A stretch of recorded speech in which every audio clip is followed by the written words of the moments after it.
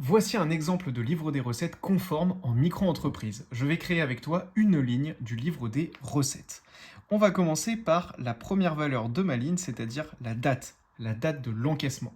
À côté de cette date, je vais noter le montant. Par exemple, 1200 euros, et on va dire que je suis un micro-entrepreneur non soumis à la TVA.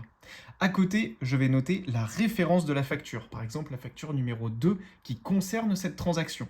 Je vais noter ensuite le client, donc par exemple si c'est une société, je vais noter le nom de la société et son numéro sirène, il me faut la dénomination du client.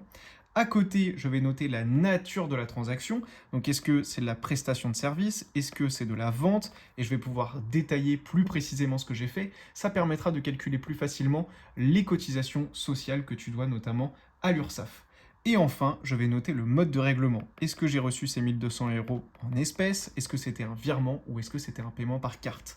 On voit qu'il y a une, 2, 3, 4, 5, 6 mentions obligatoires que je dois absolument noter dans un livre des recettes. Alors faire ça à la main, ça peut être très stressant parce qu'on peut vite se tromper dans les calculs. Sur gerimamicro.fr, on a automatisé ton livre des recettes. Le lien est dans ma bio pour créer ton compte.